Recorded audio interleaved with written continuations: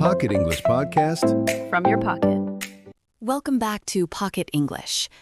Imagine you finally check into your hotel, lie down on the bed, and then you hear rattle, rattle, hiss.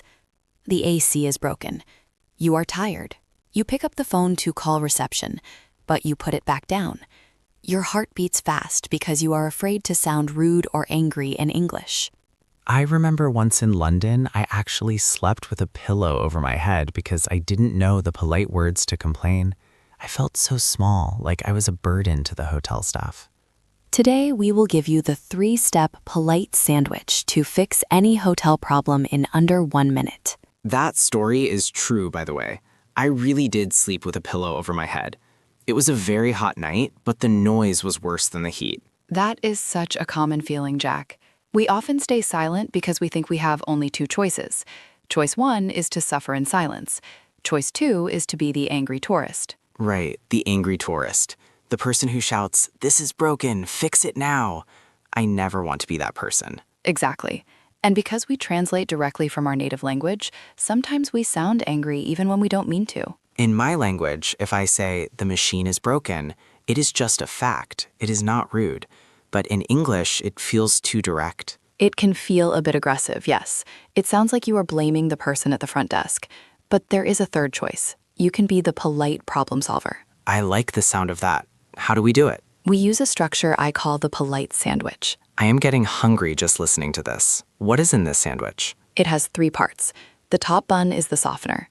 The meat in the middle is the objectivity. And the bottom bun is the proposed solution. Okay, let's start with the top bun. The softener.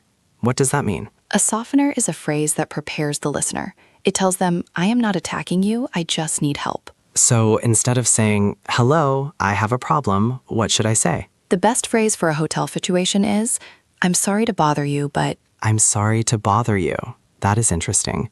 Why are we apologizing? We are the ones paying for the room. That is a great question. In English-speaking cultures, especially in the UK or parts of the US, we use sorry not to admit guilt, but to acknowledge that we are interrupting their work. Ah, so it is a social lubricant. It makes things move smoothly. Exactly. It signals that you are a nice person. I'm sorry to bother you, but it feels gentle. Another option, if you want to sound even more formal, is, I was wondering if you could help me with something. I was wondering if... That uses the past tense. Was wondering. Why past tense? We use the past continuous, I was wondering, to make a request sound less direct and more polite. It creates a little distance. English is funny like that. We use the past to be polite in the present. It is a very useful trick. So Jack, imagine you are at the front desk. You want to tell me about that noisy air conditioner. Start with the top bun. Okay. Ring ring. Hello. I'm sorry to bother you, but perfect. I am already listening to you and I do not feel defensive. I want to help you. That feels much better than starting with, "Hey." Now we need the meat of the sandwich. This is where you explain the problem, but you have to be careful here. This is where I usually say, "Your AC is terrible." And that is where you lose the game, Jack. When you say your AC, you are making it personal. You are attacking the hotel. So how do I say it without attacking? We use a magic grammar structure. There seems to be. There seems to be. Yes. Instead of saying the AC is broken, you say there seems to be an issue with the AC. There seems to be an issue. That word seems is doing a lot of work there. It sounds like I am not 100% sure, even though I am sure. Exactly. It makes you sound humble. You are suggesting there is a problem, rather than declaring it. It allows the staff to save face. And you use the word issue instead of problem. Is there a difference? There is a small but important difference in feeling.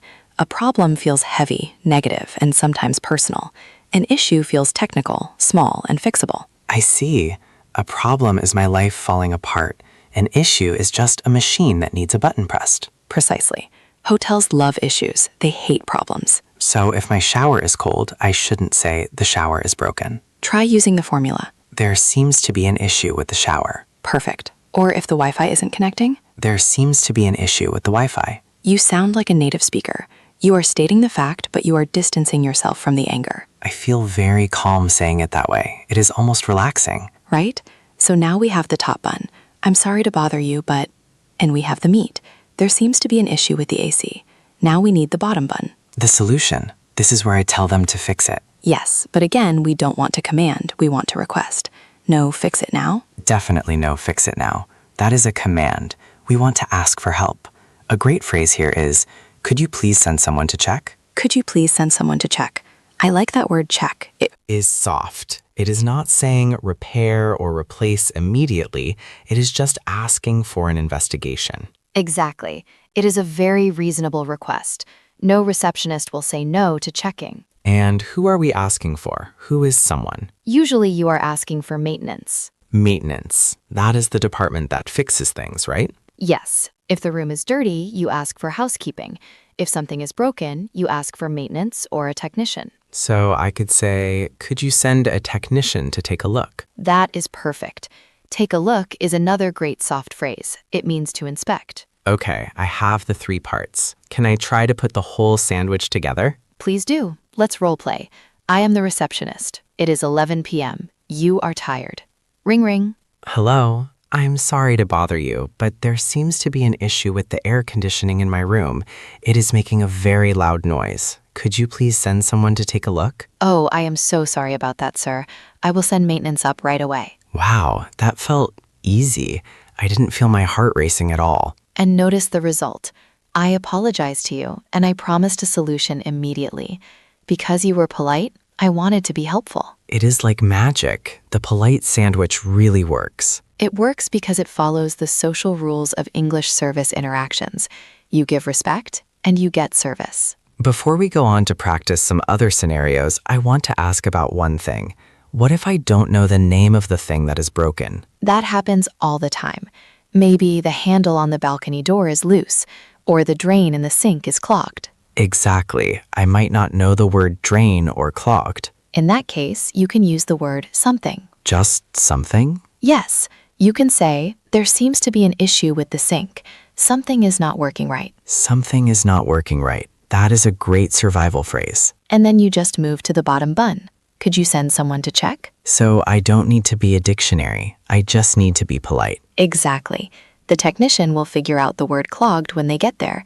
Your job is just to get the technician to the room. This is so helpful. I feel like I can travel anywhere now. And if you want to travel with even more confidence, make sure you are subscribed to the channel.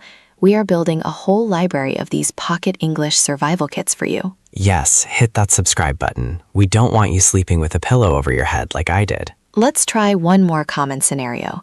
This one is a bit more difficult. Okay, hit me. Imagine you check in, you go to your room, and you realize there are no towels. Oh, that is annoying, especially if I just took a shower. Let's assume you noticed before the shower. How would you use the sandwich? Okay, step 1, softener. I'm sorry to bother you. Good. Step 2, objectivity. There seems to be an issue with the towels. Wait, that sounds weird. It sounds a little weird because missing isn't exactly a mechanical issue. For missing items, we can just say, there seem to be no towels, or simply, I don't have any towels. Can I still use there seems to be? Maybe there seems to be a mistake? There seems to be a mistake is excellent. It suggests that the hotel didn't mean to forget them. It was just an accident. Okay, there seems to be a mistake. I don't have any towels in my room. And the bottom bun? Could you please send someone to check? No, they don't need to check. They need to bring them. Right, so change the verb. Could you please have someone bring some up? Perfect. Bring some up. That is a very natural phrasal verb for hotels. Let me try the whole thing. I'm sorry to bother you, but there seems to be a mistake. I don't have any towels. Could you please have someone bring some up? Of course, sir. Housekeeping is on their way. It really is a formula. You just plug in the new words. Let's do one that involves a bit more negotiation. Negotiation? That sounds scary. Sometimes the hotel is full and you want to change rooms. Oh, that is a big request. Let's say your room smells like cigarettes. You asked for a non-smoking room. Okay, that is a deal breaker for me. I cannot sleep in a smoky room. This is a serious problem, so the issue part needs to be firm but still objective. Softener first. I'm sorry to bother you. Correct. Now the issue. There seems to be a smell. Good. Or you can say, the room has a strong smell of smoke. The room has a strong smell of smoke. Okay. Now, I don't want them to check it. I want a new room. So the bottom bun needs to be a specific request. Is it possible to? Is it possible to move to a different room? That is perfect. Is it possible to is a very polite way to ask for a big favor or a change. Let's try it. I'm sorry to bother you, but the room has a strong smell of smoke. Is it possible to move to a different room? I am so sorry, sir. Let me check our availability. And if you say no, we are full. Then you might need a stronger phrase. Is there any way to sort this out? Sort this out. That is a great phrase. What does it mean exactly? Sort out means to resolve or fix a complicated situation. It puts the responsibility back on them to find a solution, even if they are full. Maybe they can deep clean it. Maybe they can upgrade you to a suite. Oh, I like the sound of a suite. So sort this out as my backup weapon. Yes, use the sandwich first. If that fails, ask them to sort it out. You know, Emma, the most important thing I learned today is not just the words, it is the tone. Tone is everything. You can say the polite words, but if your voice is flat or angry, the sandwich tastes bad. If I say, I'm sorry to bother you with a grumpy voice, it sounds sarcastic. Exactly. You need to use what we call intonation. Your voice should go up and down a little. It should sound open. I'm sorry to bother you. Happy voice. There seems to be an issue. Concerned voice. Could you please send someone? Hopeful voice. Perfect. You are acting the part of the good guest, and good guests get good service. You know, Emma, the most important thing I learned today is not just the words, it is the tone. Tone is everything. You can say the polite words, but if your voice is flat or angry, the sandwich tastes bad. If I say, I'm sorry to bother you with a grumpy voice, it sounds sarcastic. Exactly. You need to use what we call intonation. Your voice should go up and down a little. It should sound open. I'm sorry to bother you. Happy voice. There seems to be an issue. Concerned voice. Could you please send someone? Hopeful voice. Perfect. You are acting the part of the good guest, and good guests get good service. I feel ready. I almost want my AC to break next time just so I can use this. Let's not hope for that. But if it happens, you have the tool in your pocket. The polite sandwich. Softener, objectivity, solution. Softener, I'm sorry to bother you. Objectivity. There seems to be an issue. Solution, could you please send someone? Simple, effective, polite. Now it is your turn to practice. We want to see if you can use the objectivity step. We want you to look around your house right now. Find one thing that is not working perfectly. Maybe a light bulb, a toaster, or a squeaky door. In the comments, tell us about it using the phrase, there seems to be an issue with. For example, there seems to be an issue with my coffee machine. It makes strange noises. Or, there seems to be an issue with my window. It won't close properly. We will be reading the comments to see what needs fixing in your house. Thank you for listening to Pocket English today. Remember, being polite doesn't mean being weak. It means being smart. Use the sandwich, get the result, and enjoy your stay. See you in the next episode. Bye.